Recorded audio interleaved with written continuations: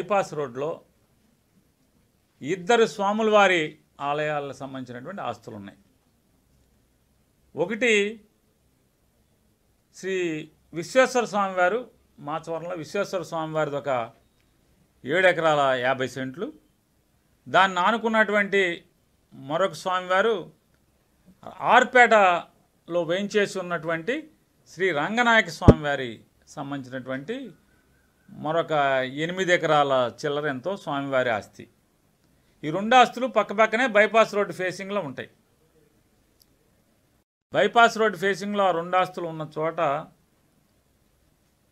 నేను ఆ స్వామివారి ఆస్తి కొట్టేశానని చెప్పి నిన్న పెద్దలు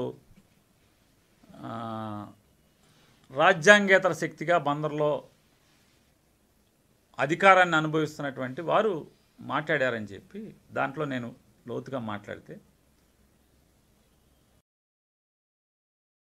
ముందుగా 2000 అంటే నేను రికార్డులోకి ఇప్పుడు ఎంటడం జరిగింది. వీరు చెప్పిన కాడి నుంచి నిన్న సాయంత్రం ఈరోజు అసలు ఏం జరిగింది అనేది అప్పట్లో ఉన్నటువంటి ఎండోమెంట్స్ వారిని, రిటైర్ అయిపోయిన వాళ్ళని చాలామందితో ఫోన్లో మాట్లాడాను. ఏంటి అసలు ఏం జరిగింది, అలాగే పాడుకున్న వారితో కూడా కొంతమందితో మాట్లాడాను.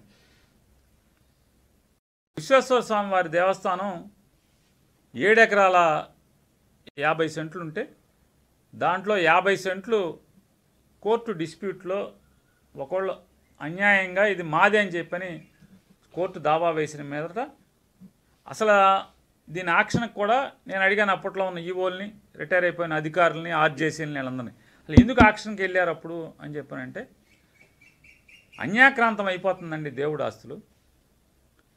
ఒక 50 సెంట్లు ఆ పక్కనే ఉన్నటువంటి ఒక ఆయన, వాళ్ళ అల్లుడు హైదరాబాద్లో ఉంటున్నాడు ప్రస్తుతం, అతను కోర్టుకు వేసాడు. కోర్టుకు వేస్తే హేమంత్ గారు అని చెప్పిన ఒక న్యాయవాది, ప్రముఖ న్యాయవాది గారు ఉన్నారని అంటే నాకు తెలుసు. కాదు ఆయన చెప్పాడని ఈ ఆఫీసర్లు చెప్పారు.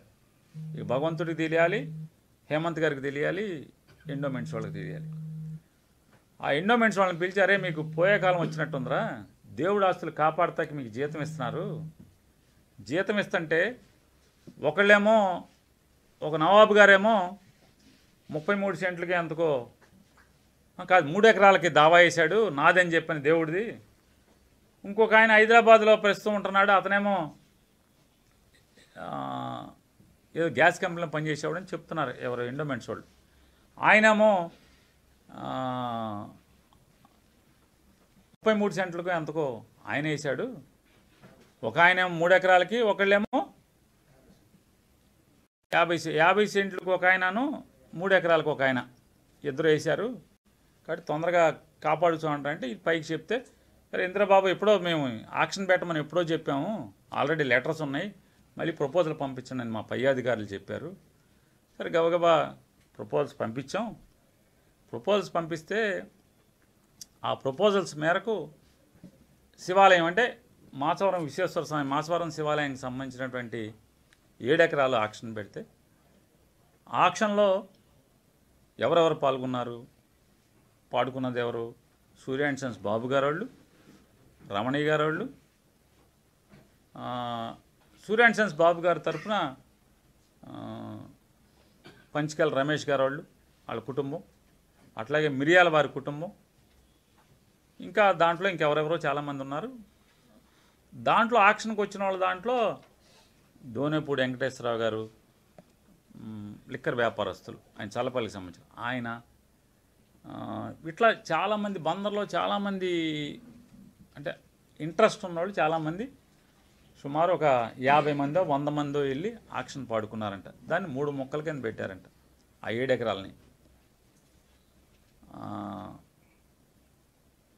7 ఎకరాలు దాన్ని పెడితే ఆ 7 ఎకరాలని పాడుకున్నారు. 2005లో అయిపోయింది. అలాగే 2006లో రంగనాయక స్వామి వారిది కూడా ఆక్షన్కి వచ్చింది. ఆక్షన్కి వస్తే బహిరంగ వేలంలో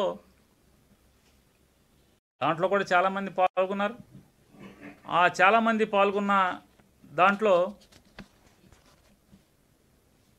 పాల్గొన్న తర్వాత ఇంకా విషయాలకు వస్తాను. పాల్గొన్న దాంట్లో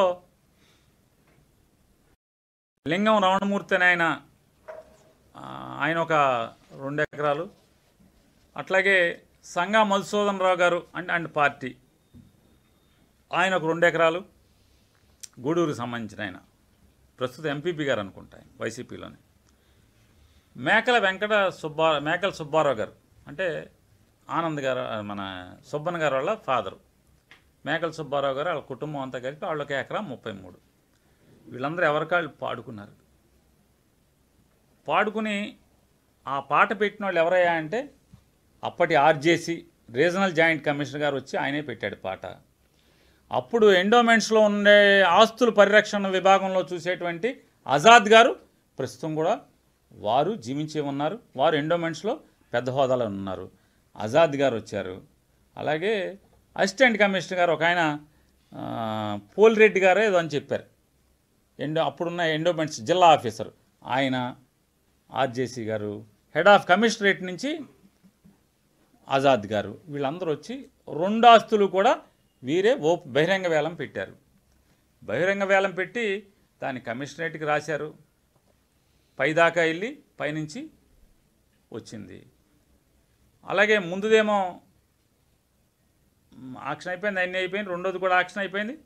2006లో రంగనాయక స్వామి ఆలయం ఆక్షన్ జరిగితే 2011లో సేల్ కన్ఫర్మేషన్ వచ్చింది. 2006లో ఆక్షన్ జరిగిందంట, 2011లో సేల్ కన్ఫర్మేషన్ వచ్చి 2011లో వీరు రిజిస్ట్రేషన్ చేసుకున్నారు. ఈ 3 పార్టీలు వారు పాడుకున్న వాళ్ళందరూ కూడా.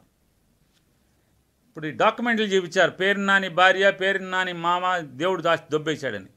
అదెప్పుడు 2022 సంవత్సరంలో నా భార్య, మిస్సెస్ భార్య, మా మామగారు చెరొక 500 గజాలు తీసుకున్నారు. వాళ్ళు చెప్పింది వాస్తవం కూడా, చెరొక 500 గజాలు తీసుకున్నారు, దొబ్బేశారంటున్నారు. 2006 ఆక్షను, 2011లో సేల్ కన్ఫర్మేషను, 2011లో రిజిస్ట్రేషన్ అయింది, 2022లో 1000 గజాలు మేము కొనుక్కున్నామంట. అంటే 1000 గజాలు కొనుక్కోవడం కూడా దొబ్బేసేయంటే అన్నమాట. సేల్ యాక్షన్ ఎప్పుడు అంటే నేను 2006లో ఉన్నప్పుడు మొదటిసారి ఎమ్మెల్యేని, సేల్ కన్ఫర్మేషన్ 2సారి ఎమ్మెల్యే అయినప్పుడు, 3ఓసారి ఎమ్మెల్యే అయినప్పుడు నేను కొనుక్కున్నానంటారు. అంటే నిజంగా నేనే దేవుడు ఆస్తి దొబ్బేసి ఉంటే తెల్లారేపుడి కన్ఫర్మేషన్ వచ్చి రిజిస్ట్రేషన్ చేసేసుకున్నా.